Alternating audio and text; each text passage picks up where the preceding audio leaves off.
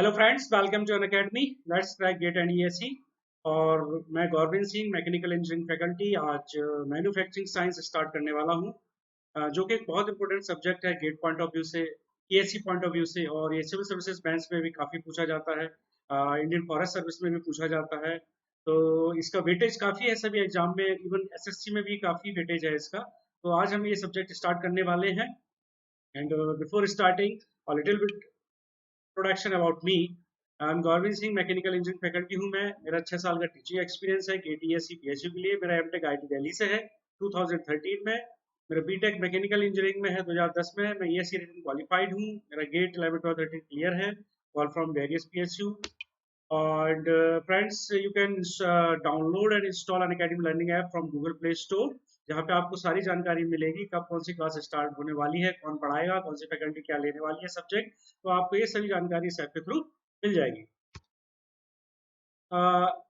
Little bit introduction about Unacademy join क्यों करना चाहिए, यहाँ हम देखते हैं क्या इसके बेनिफिट्स हैं। डेली लाइव क्लासेस होते हैं यहाँ पे, जिससे कि आप रियल टाइम इंटरेक्शन होता है आपका फैकल्टी के साथ। आप कुछ भी अपना जो भी डाउट है वो पूछ सकते हो, डिस्कस कर सकते हो कोई भी टॉपिक, एंड आंसर पोल्स। तो ये सब डेली लाइव क्लास के एडवांटेज है। दूसरा, लाइव टेस्ट एंड क्यूजेज। यहाँ पे लाइव टेस्ट एंड क्यूजेज होते हैं रेगुलरली कंडक्ट। तो आप टेस्ट दे सकते हो, अपने आप को इवेल्यूएट कर सकते हो, अपना परफॉर्मेंस चेक कर सकते हो। स्ट्रक्चर्ड कोर्स, यहाँ पे कोर्स ऑलरेडी शेड्यूल्ड रहते हैं, तो आप अपने आप को शेड्यूल कर सकते हो शेड्यूल देख के। तो और यहाँ पे पूरा जो भी सब्जेक्ट है, पूरा उसका सिलेबस पढ़ाया जाता है। जैसे गेट की बात करूँ तो गेट का पूरा सिलेबस आपको यहाँ पे पढ़ाया जाएगा। अनलिमिटेड असेस, यहाँ पे अगर आप एक बार सब्सक्राइब करते हो तो कोई भी फैकल्टी को आप सुन सकते हो, किसी के वीडियो देख सकते हो, स्पेशल क्लास अटेंड कर सकते हो। तो यहाँ एक एडवांटेज ये है। ये GATE and ESE subscription fees है। यहाँ पे देखिए आप, 12 मंथ का जो चार्ज है वो 22,500 है, एंड 24 मंथ का जो चार्ज है 27,000 है। अगर आप कोई भी एग्जाम की तैयारी करते हो फ्रेंड्स, तो आपको मिनिमम 1 to 2 ईयर लगता ही है। तो मैं सजेस्ट करूंगा आप 12 मंथ और 24 मंथ का सब्सक्रिप्शन ले सकते हैं। एंड अगर आप मेरा कोड डालते हो GSUS, तो आपको एडिशनल 10% डिस्काउंट मिलेगा। Lecture 1, introduction to manufacturing science. सबसे पहले फ्रेंड्स, मैन्युफैक्चरिंग साइंस हम पढ़ते क्यों हैं? एज ए मैकेनिकल इंजीनियर हमको पता होना चाहिए, अगर कोई भी प्रोडक्ट मार्केट में आ रहा है तो उसमें किस ऑपरेशंस के थ्रू ये यहाँ पे आया होगा, क्या ऑपरेशंस इस पे हुए होंगे, क्या मटेरियल ऑफ कंस्ट्रक्शन है इसका। तो दो तीन चीजें इसमें बेसिक हैं, एक पहला ऑपरेशंस, दूसरा मटेरियल ऑफ कंस्ट्रक्शन। मान लो कि अगर आप ऑटोमोबाइल सेक्टर में काम करते हो, कोई आप कार बनाते हो, अगर आपको उसकी माइलेज बढ़ाना है या उसकी कॉस्ट कम करना है, तो आपको पता होना चाहिए क्या ऑपरेशन है और क्या ऑपरेशन से कॉस्ट आती है, कौन सा ऑपरेशन से किस तरीके से आपकी कॉस्ट रिड्यूस होती है, और क्या कौन सा मटेरियल है जिससे कि हमको सस्ता भी पड़े और डिजायर्ड जो हमें स्ट्रेंथ भी मिल जाए। तो बहुत सारा जो मैन्युफैक्चरिंग साइंस में क्या है, हम ये सब चीजें डिस्कस करते हैं कि मटेरियल ऑफ कंस्ट्रक्शन कौन सा होना चाहिए, ऑपरेशंस कौन से हुए पर्टिकुलर प्रोडक्ट पे, जो प्रोडक्ट आपको मिला है। तो ये सब चीजें हम यहाँ पे जानते हैं, different type of operation, tools, machineries और इंजीनियरिंग मटेरियल्स कौन से हैं। तो ये सब चीज की स्टडी हम मैन्युफैक्चरिंग साइंस में करते हैं। सिलेबस, ईएससी की मैं बात करूं, metal casting, metal forming, metal joining, machining, machine tool operation, limit, fit and tolerances, metrology and inspection, computer integrated manufacturing FMS. ये ईएससी का सिलेबस है। इसमें मेटल कास्टिंग लिखा हुआ है जो पहले नंबर पे है। इसका मतलब ये नहीं है कि मेटल कास्टिंग आपको लिखा हुआ है तो इसमें मेटल का कास्टिंग से रिलेटेड कुछ भी पूछ सकते हैं। गेट गेट में थोड़ा सा उन्होंने इन डेप्थ सिलेबस दिया हुआ है और इसके सब टॉपिक भी दिए हुए हैं। Casting, forming and joining process, different type of casting पूछी जाएंगे इसमें। Design of patterns, outs and course, solidification, cooling, riser and getting design. ये कास्टिंग से रिलेटेड सिलेबस था गेट का। गेट में क्या है कि उन्होंने सब टॉपिक भी अच्छे से डिफाइन करके दिए हुए हैं। और ईएससी में मेटल कास्टिंग लिख दिया है, इसका मतलब ये नहीं कि मेटल कास्टिंग में बहुत कम सिलेबस है। सभी चीजें यहाँ पे पूछी जा सकती है। Plastic deformation yield criteria, fundamentals of hot and cold working, load estimation for bulk, sheet, metal forming process, principles of powder metallurgy, principle of welding, brazing, soldering, adhesive bonding, ये सब ये अपना welding का part है। machine tool operation, mechanics of machining, basic machine tools, single and multi-point cutting tools, tool geometry and materials, tool life and wear। अगर मैं gate की बात करूं तो यहाँ से काफी आपको पूछा जाता है इस सेक्शन से। अगर मैं मशीन टूल्स की ऑपरेशंस की बात करूँ तो mechanics of machine, basic machine tools, single point multi point tool, geometry and material, ये इंपॉर्टेंट टॉपिक है यहाँ। Tool life and wear, economics of machining, principle of non traditional machine process, principle of work holding, design objects and picture, metrology and inspection, limit fits and tolerances, linear and angular measurement, comparators, gauge design, interferometry, forms and finish measurement, alignment and testing method, tolerance analysis, manufacturing assembly, computer integrated manufacturing, basic concept of CAD CAM and their integration tools। ये overall syllabus था gate का। आगे बढ़ते हैं। Mark distribution है ESC का। ये number of questions दिए हुए हैं। 2020 में 2020 में जो प्री हुआ था उसमें 2 से 3 क्वेश्चन मेटल कास्टिंग से आया था, मेटल फॉर्मिंग से 1 से 2 क्वेश्चन था, वेल्डिंग जॉइनिंग से 1 to 2 क्वेश्चन था, मेटल कटिंग से 4 to 5 क्वेश्चन था, मेट्रोलॉजी से 1 to 2 था, कंप्यूटर मैन्युफैक्चरिंग से 1 से 2 क्वेश्चन पूछे गए थे, नॉन कन्वेंशनल मशीनिंग से 1 से 2 क्वेश्चन पूछे गए थे, ऑर्डर मेटलर्जी से 1 से 2 क्वेश्चन पूछे गए। बाकी का आप देख सकते हैं यहाँ पे 19, 18, 17, 16 का भी आपको वेटेज दिया हुआ है। यहाँ पे अगर आप देखिए 16 में नंबर ऑफ क्वेश्चन ज़्यादा है क्योंकि यहाँ पे पैटर्न अलग था। यहाँ पेपर 1 और 2 हुआ करते थे जो कि जिनमें अलग अलग सेपरेट 2 पेपर होते थे, लेकिन 2017 से पैटर्न चेंज हो गया। यहाँ पे आपका मैकेनिकल का एक ही पेपर होता है जिसमें 150 क्वेश्चन पूछे जाते हैं, तो यहाँ पे number of question obviously reduce होंगे। एंड ये आपका ईएससी का ओवरऑल वेटेज और नंबर ऑफ क्वेश्चन जो एरिया से पूछे गए। मैंने यहाँ पे जो मैन्युफैक्चरिंग साइंस है उसको 8 कैटेगरी में बांट दिया है ईएससी पॉइंट ऑफ व्यू से। तो यहाँ पे आपको उसका अकॉर्डिंग नंबर ऑफ क्वेश्चन जो पूछे गए वो आपको यहाँ पे दिया हुआ है। पैटर्न की अगर हम बात करें तो ईएससी का जो पैटर्न है उसमें प्रीलिम्स में आपके 2 पेपर होते हैं, एक engineering aptitude and another one is आपका जो होता है वो मैकेनिकल इंजीनियरिंग। तो मैकेनिकल इंजीनियरिंग 150 क्वेश्चन पूछे जाते हैं, उसमें सभी सब्जेक्ट कवर होते हैं। अगर मैं कन्वेंशनल की बात करूँ मैं तो कन्वेंशनल में आपके 2 सेक्शन रहते हैं, ए एंड बी। अगर ए की मैं बात करूँ तो ए में 4 क्वेश्चन थे और बी में 4 क्वेश्चन। मैं 2020 का पैटर्न बता रहा हूँ आपको कन्वेंशनल का। और उसमें question number 5th and first is compulsory और 5th is belongs to for manufacturing science. तो आप समझिए कि मैन्युफैक्चरिंग साइंस पढ़ना आपके लिए बहुत जरूरी है। और मैन्युफैक्चरिंग साइंस जो सेक्शन बी में काफी क्वेश्चन मैन्युफैक्चरिंग साइंस के, अगर वहां से आप मैन्युफैक्चरिंग साइंस भी देख लेते हो तो आप 100 नंबर का आराम से 100 से 150 नंबर का आराम से अटेम्प्ट कर सकते हो। तो काफी स्कोरिंग है। मार्क्स डिस्ट्रीब्यूशन गेट, यहाँ पे आपको मार्क्स दिए हुए हैं।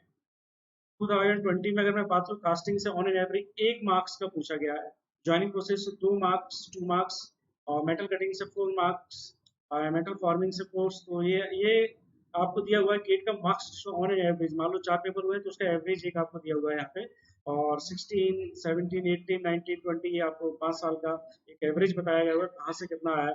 अगर मैं ओवरऑल बात करूँ तो प्रोडक्शन से गेट में 70 to 80 मार्क्स का आता है, या बोलूँ 16 से 18 मार्क्स का आते ही आता है। तो गेट के पॉइंट ऑफ व्यू से 16-18 मार्क्स इज वेरी इंपॉर्टेंट, बहुत ज़्यादा मैटर करते हैं। तो आपके लिए बहुत इंपॉर्टेंट सब्जेक्ट है गेट पॉइंट ऑफ व्यू से। बुक आप रेफर कर सकते हो, P N Rao manufacturing technology, अच्छी बुक है ये। Amitabh Ghosh and A K Malik manufacturing science, doctor Sudesh Singh, यहाँ पे आपको न्यूमेरिकल मिल जाएंगे सिविल सर्विसेज के और ईएससी के। एंड एम पी ग्रूवर, अच्छी बुक है ये भी, मैन्युफैक्चरिंग एंड इंजीनियरिंग बाई जिया। तो आप कोई भी एक बुक ले सकते हो, ऐसा नहीं आपको सब बुक पढ़ना है। आप मैं थ्योरी के लिए मैं आपको बोलूँगा आप यहाँ राव लो आप, ठीक है ना, अच्छी बुक है ये। एंड ऑब्जेक्टिव और कन्वेंशनल पॉइंट ऑफ व्यू से मैं बात करूँगा तो ये इसमें कुछ सॉल्व दिए हुए हैं, कुछ अनसॉल्व भी हैं। बाकी का आप जितने ज़्यादा प्रॉब्लम सॉल्व करोगे, जितने क्वेश्चन प्रीवियस ईयर एग्जाम्स के लगाओगे, उतना आपके लिए एडवांटेजियस है। Basic definition of manufacturing science. Manufacturing involves turning raw material to finished product to be used for various purposes. तो ये आपकी बेसिक डेफिनेशन है। और मैं सिंपल वर्ड्स में बोलूँ तो basically what is production engineering या प्रोडक्शन प्रोसेस, तो simple conversion of raw material into a finished product. अब जब आप इसको कन्वर्ट करते हो रॉ मटेरियल फिनिश्ड प्रोडक्ट में, तो आपके पास ग्रुप ऑफ एक्टिविटीज आपको कुछ करना पड़ती है। वो ग्रुप ऑफ एक्टिविटीज क्या हो सकती है?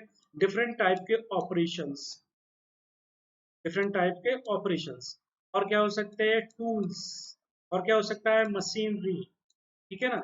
तो ये बेसिक हम क्या करते हैं मैन्युफैक्चरिंग साइंस में, ग्रुप ऑफ एक्टिविटी और वैल्यू एडेड प्रोसेस जो है, डिफरेंट ऑपरेशंस, मशीन्स, टूल्स, इन सब की हम स्टडी डेप्थ में करते हैं। अब रॉ मटेरियल की बात करूं, रॉ मटेरियल के अकॉर्डिंग भी हमारा ऑपरेशन चेंज होता है, ठीक है ना, मशीन टूल्स चेंज होते हैं। तो चीज़ें चेंज होती हैं, तो हमारे लिए मटेरियल साइंस भी इम्पोर्टेंट है।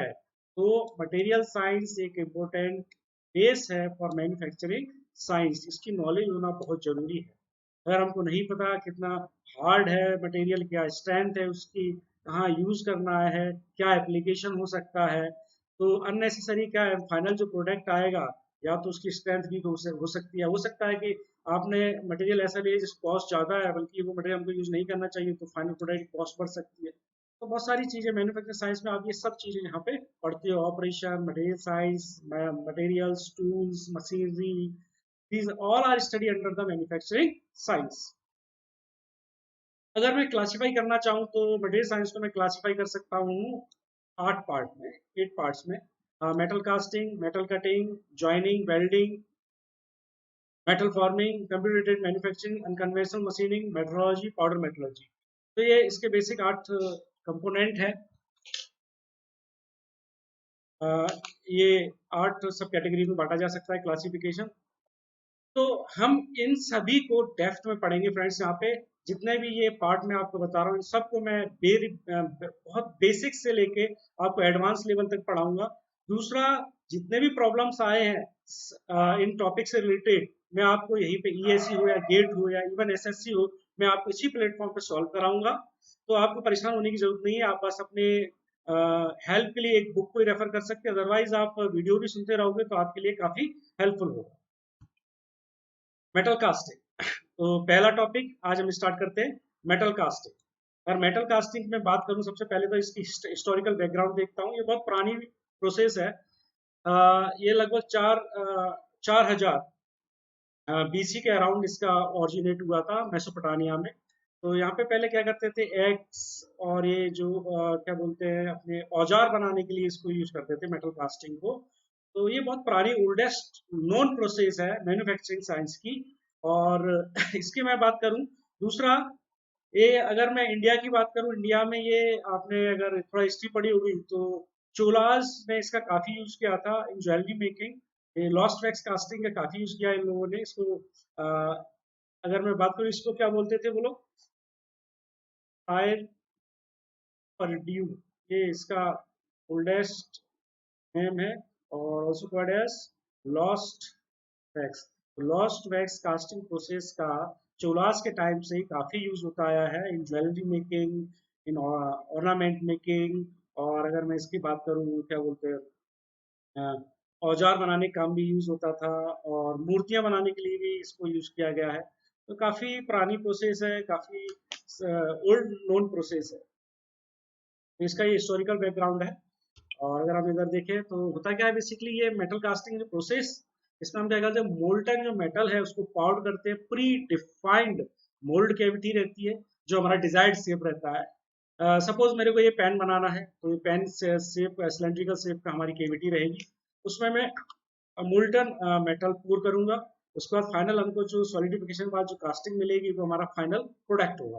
तो ये बेसिकली, और इस प्रोसेस को बोलते हैं कास्टिंग प्रोसेस। तो एक बार मैं पढ़ता हूँ इसको। Metal casting is a process in which molten metal is poured into predefined mold cavity where it is allowed for solidification, and after solidification we get a product which is known as casting, and the process is known as casting process। Simple casting process क्या थी, ये definition आपको दी है। आगे हम बढ़ेंगे, इसमें देखेंगे कितने टाइप की डिफरेंट प्रोसेस होती हैं, और किस प्रोसेस से क्या क्या चीजें हम बनाते हैं, क्या बनता है, क्या एप्लीकेशन है, इसका सभी चीजें हम आगे डिस्कस करेंगे। एक बेसिक डायग्राम यहाँ पे दिया हुआ है, sand casting with essential parts. तो ये एसेंशियल पार्ट्स यहाँ पे दिए हुए हैं, और इनको हम डेप्थ में देखेंगे। हमारा जो अपकमिंग लेक्चर है उसमें, open riser, paint, pouring basin, flask, sand, parting line, sand, इसका drag, poke, core sand, mould cavity, runner, choke, ये आपके बेसिक इसके एसेंशियल पार्ट्स हैं। एक एक करके हम इन सभी पार्ट्स को पढ़ेंगे हमारे आने वाले लेक्चर में। और इसके बाद जो फाइनल जो कास्टिंग प्रोडक्ट मिलेगा हमको किस इस तरीके का मिलेगा, ठीक है ना। ये कास्ट प्रोडक्ट है। तो यहाँ पे ये कोर सैंड लगा हुआ है, ये चोक है, आप बस ये नाम अभी देख लो, बाकी सभी चीजों का हम डेप्थ में पढ़ेंगे इन सभी चीजों को। और ये इसकी हिस्टोरिकल चीजें दी हुई है। Gold was the first metal to be discovered and used by the earlier civilisation. After gold, copper was discovered which gave rise to the need for casting. बाद में कॉपर डिस्कवर्ड हुआ। और कॉपर के काफी, अगर हम बात करें हड़प्पा सिविलाइजेशन में, तो ब्रॉन्ज और कॉपर का के आपको काफ़ी कास्टिंग प्रोडक्ट मिल जाएंगे, सिंपल स्क्वायर प्लेट्स और सिंगल पीस कास्टिंग मटेरियल, ये सब काफ़ी आपको देखने को मिलता है।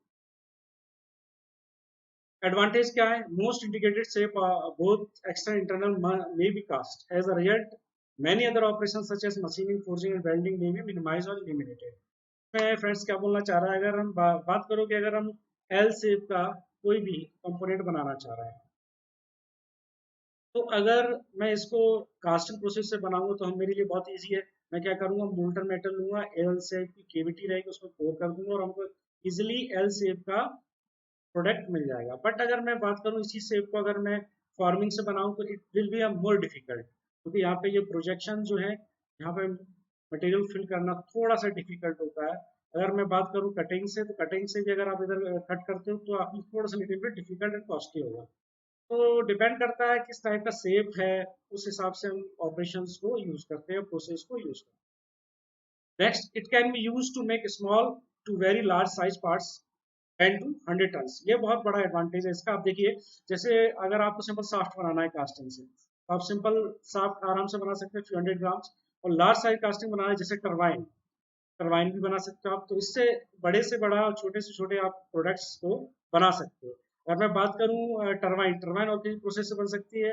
नहीं, क्योंकि बाकी प्रोसेस अगर आप बनाओगे तो इतना बड़ा, अगर मैं बात करूं फार्मिंग, फार्मिंग की बात करता हूं तो फार्मिंग से बनाओगे तो इतना बड़े लेवल पे डाई और पंच बनाना हमारे लिए बहुत डिफिकल्ट होता है। दूसरा, मशीनिंग से बात करते हैं तो मशीनिंग से भी ये आसान नहीं होगा बनाना इतना बड़ा सेट।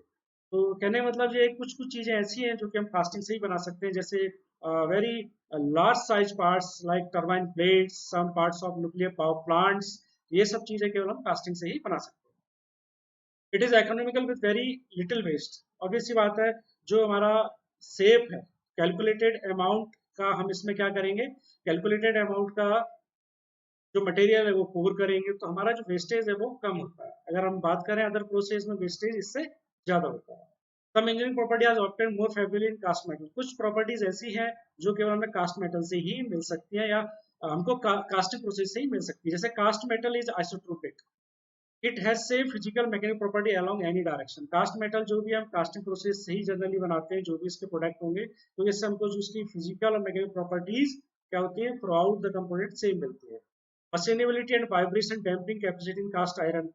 अगर मशीनेबिलिटी वाइब्रेशन डैम्पिंग कैपेसिटी की बात करूं मैं, तो ये आपका सबसे बेटर किसमें मिलती है, विद द कास्टिंग प्रोसेस। जैसे लेथ वेड की मैं बात करूं फ्रेंड्स, लेथ वेड किससे बनाया जाता है, ग्रे कास्ट आयरन से। तो इसकी क्या प्रॉपर्टीज होती है, इसकी प्रॉपर्टी क्या होती है, ये इसकी डैम्पिंग कैपेसिटी अच्छी होती है, वाइब्रेशन को रोक के रखता है, जमीन में ट्रांसफर नहीं होने देता है। ठीक है, सेल्फ लुब्रिकेटिंग प्रॉपर्टी भी इसकी एक होती है। तो कुछ कुछ प्रॉपर्टी है जो मटेरियल से रिलेटेड, इसलिए मटेरियल के नॉलेज में हमारे लिए मस्ट है अगर हम मैन्युफैक्चरिंग साइंस पढ़ रहे हैं। तो इससे हमको ये पता चलता है कि किस मटेरियल से कोई कंपोनेंट क्यों बना हुआ है, ये चीजें बहुत जरूरी है। अगर मटेरियल साइंस पता होगा तो हम इजिली बता सकते हैं कि इस पर्टिकुलर प्रोडक्ट बनाने की यही मटेरियल क्यों लिया है। Strength and lightness, certain light metal alloy which can be produced only by casting process, ये भी एक इसका एडवांटेज है। Disadvantage, cast expose to crack while cooling if the design is not suitable. अगर डिजाइन प्रॉपर नहीं बनाई तो हो सकता है कि कूलिंग प्रोसेस में आपका क्या होगा कि इसमें क्रैक प्रोड्यूस हो जाए। Limited to small quantity production of process manually. अगर मैनुअली आप चीजें ऑपरेट करते हो तो क्या है कि आप कोप एंड ट्रैक सेक्शन रहते हैं, उनको आप मैनुअली ऑपरेट करते हो तो लेबर चाहिए आपको बार बार उठाने और रखने के लिए, तो it will be little difficult. Surface finish quality are low and need to be machine. इसकी जो सरफेस क्वालिटी है वो बहुत ज़्यादा पुअर होती है। इसका क्या बोलते हैं, ये बहुत बड़ा डिसएडवांटेज है कि इसमें जो सरफेस फिनिशिंग मिलती है वो बहुत पुअर क्वालिटी की मिलती है। इसके बाद होता क्या है, जब कास्टिंग के बाद कोई प्रोडक्ट आता है तो हमको फर्दर या तो मशीनिंग और अदर कोई ऑपरेशन करना पड़ता है to get a desired shape and quality. Dimensional accuracy and surface finish achieve by casting process not good. Dimensional accuracy भी अच्छी नहीं मिलती इसमें, सरफेस फिनिश भी अच्छी नहीं मिलती है, तो ये इसका एक और डिसएडवांटेज है। Labour required in the sand casting process relatively high. Labour इसमें ज़्यादा लगती है कि ड्रैग और प्रोब सेक्शन रहते हैं, उनको बार बार उठाना रखना, कास्टिंग को निकालना, इसके लिए आपको कंटिन्यूसली लेबर रिक्वायर्ड रहती है। फ्रेंड्स, ये फ्लो चार्ट है, कास्टिंग स्टेप्स हैं। तो मैं इसमें बस आपको एक बेसिक आइडिया दूंगा कि इसमें किस तरीके से मेरा फ्लो चार्ट मूव करता है। जैसे अगर मैं इसमें देखूं, क्या बोलते हैं, यहाँ से देखते हैं हम। सबसे पहले कि मोल्ड केविटी प्रिपरेशन, अगर हम मोल्ड केविटी प्रिपरेशन करते हैं तो हमको किन किन चीज़ों की रिक्वायरमेंट होती है। और मोल्ड केविटी प्रिपरेशन करते हैं तो हमको पहले क्या चाहिए, पैटर्न। पैटर्न क्या होता है, replica of desired casting is this, replica of, replica of desired casting. जो मेरी डिजायर्ड कास्टिंग है, जैसे मेरे को पेन बनाना है, सिलेंड्रिकल शेप का है, तो इस शेप का मेरे को पैटर्न लेना होगा जो कि स्टैंडर्ड साइज का होता है। उससे हम क्या करेंगे, केविटी बनाते हैं पहले। तो पैटर्न मेकिंग, सबसे पहले पैटर्न बनाएंगे, उसकी डिजाइन करेंगे, ठीक है ना। उसके हेल्प से हम क्या करेंगे, केविटी बनाते हैं। तो इसको हम डेप्थ में देखेंगे, पैटर्न डिजाइन कितने तरीके पैटर्न होते हैं, सब चीज हम आगे पढ़ेंगे। कोर मेकिंग, कोर मेकिंग क्या है, अगर होलो प्रोजेक्शन है कोई, तो उसको बनाने के लिए हम क्या करते हैं, एडिशनल जो रिक्वायर्ड रहता है, जैसे सपोज मेरे को ये कंपोनेंट बनाना है, क्यूब है कोई, यहाँ पे मेरे को क्या करना है, एक इसमें होल चाहिए, तो हम क्या करेंगे, इस शेप का कोर या कोई एक अलग से कोई पार्ट लगा देंगे। उस तरीके से ये क्या हो गया, core, get a hollow projection और एंड होल शेप समथिंग अगर हमको चाहिए किसी भी प्रोडक्ट में, तो वो हम कोर के थ्रू करते हैं। उसका सैंड प्रिपरेशन, सैंड प्रिपर, सैंड जो हम बनाएंगे, सैंड मोल्ड, वो क्या होना चाहिए, प्रॉपरली। सैंड मोल्ड अगर मैं बात करूं तो प्रॉपरली क्या होना चाहिए, रैम्ड होना चाहिए, अच्छे से ये क्या होना चाहिए, मिक्स होना चाहिए। ऐसा नहीं होना चाहिए कहीं पे स्ट्रेंथ ज्यादा है कहीं पे कम है, तो आप जब भी कास्टिंग यहाँ पे पोर करोगे मेटल, तो इट कैन एक्सपांड, अगर ये एक्सपांड हो जाएगा अगर ऐसा है तो हमको स्ट्रेंथ प्रॉपर चाहिए सैंड मोल्ड की। Sand preparation is a very important step. अगर आपको डिफेक्ट कम करना है तो सैंड प्रिपरेशन आपका अच्छे से होना चाहिए। Melting of raw material, raw metal, इसके मेल्टिंग भी प्रॉपर होना चाहिए, जितना टेम्परेचर मेरे को चाहिए। एक्चुअली होता क्या है कि मान लो कोई भी सेक्शन है, ये सेक्शन, ये सेक्शन है, इस सेक्शन का हमको अगर कुछ बनाना है, मान लो प्रोडक्ट बनाना है एल सेक्शन का कोई भी, तो हमको क्या है, यहाँ से मोल्टन मेटल पोर करेंगे तो एटलीस्ट इसका सॉलिडिफिकेशन टाइम कितना होना चाहिए कि यहाँ तक एटलीस्ट पहुंच जाए। पता चला कि सॉलिडिफाई जल्दी हो जाता है क्या, यही इसी स्टेज में यहाँ तक ही हो जाता है, तो यहाँ तक मटेरियल पहुंच ही नहीं पाएगा। जब यहाँ तक पहुंच ही नहीं पाएगा तो आपको डिफेक्ट मिलेगा और इम्प्रॉपर कास्टिंग मिलेगी। तो हमको यहाँ पे जो टेम्परेचर है और सॉलिडिफिकेशन टाइम दोनों का ध्यान रखना है। टेम्परेचर एटलीस्ट इतना होना चाहिए कि जिससे कि ये अगर सॉलिडिफाई भी होता है तो उसको इतना टाइम मिल जाए कि यहाँ प्रॉपर यहाँ तक पहुंच सके इस सेक्शन। तो pouring molten metal into mold cavity, तो pouring molten metal जो है उसका temperature is very important term.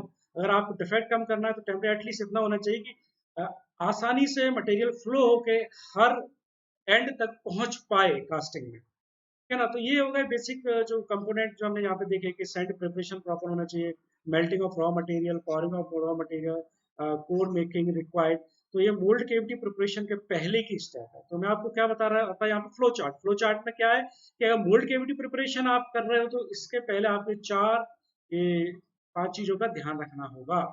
इसके बाद अ, यहाँ पे आ जाइए, सॉलिडिफिकेशन कूलिंग। ये बहुत इंपॉर्टेंट पार्ट है। मैंने जैसे कि आपको बताया कि प्रॉपर टाइम और सॉलिडिफिकेशन टाइम जो है, इसको ध्यान में रखते हुए हमको उसके टेम्परेचर को मेंटेन करना होगा। इसके बाद जब आपका कास्टिंग हो जाती है, सॉलिडिफिकेशन के लिए भी हमें प्रॉपर टाइम देना होगा उसको। और इसके बाद आपकी जब कास्टिंग बन जाती है तो रिमूवल ऑफ सैंड मोल्ड, और कास्टिंग कैसे रिमूव की जाए, इसका क्लीनिंग एंड इंस्पेक्शन। इंस्पेक्शन हम ये देखते हुए कि इसमें कोई डिफेक्ट तो नहीं रह गया, ठीक है ना, डिफेक्ट चेक करते हैं, क्या ये प्रॉपर बनी है हमारे डिजाइन के हिसाब से जो हमने सोचा था, ठीक है ना, रिक्वायर्ड क्वालिटी है इसमें कि नहीं।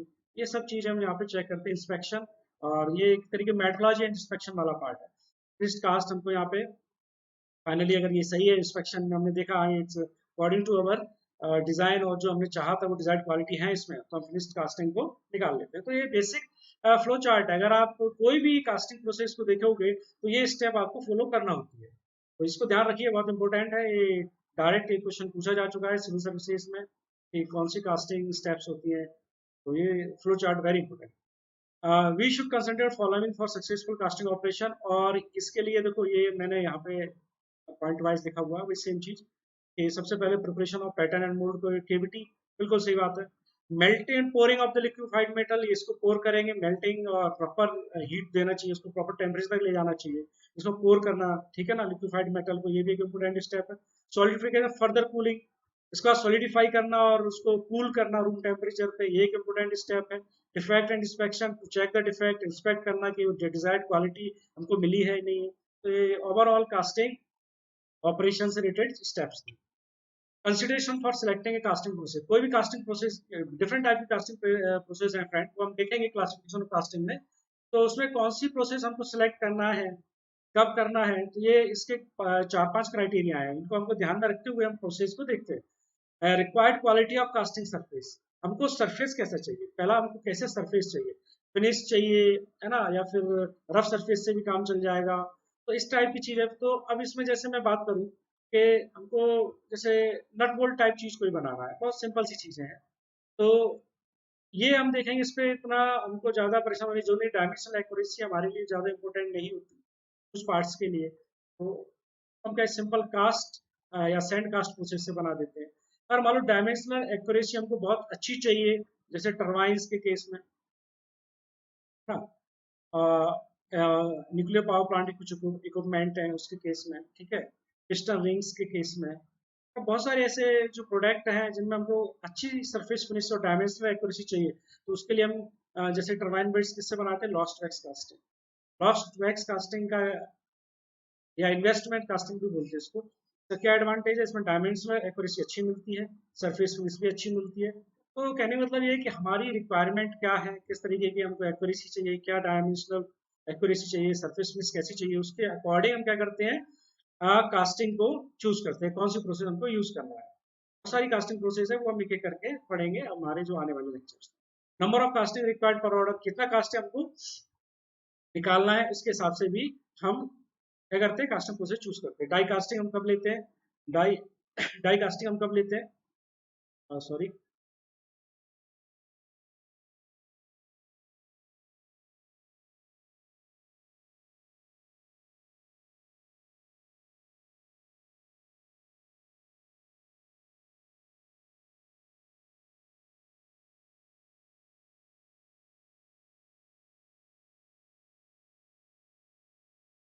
कहाँ पे थे हम, डाई कास्टिंग,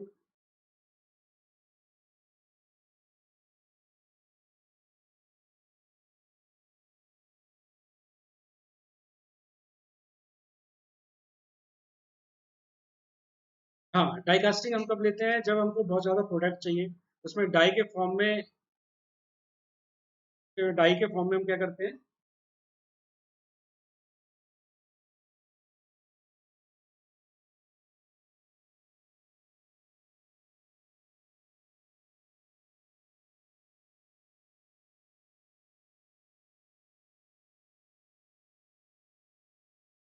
हाँ, तो उसमें डाई के फॉर्म में हम क्या करते हैं कि जो भी हमारा केविटी रहती है वो डाई के फॉर्म में रहती है, तो इसमें डाई कास्टिंग का यूज करते हैं जब बहुत सारे प्रोडक्ट आपको बनाना होते हैं।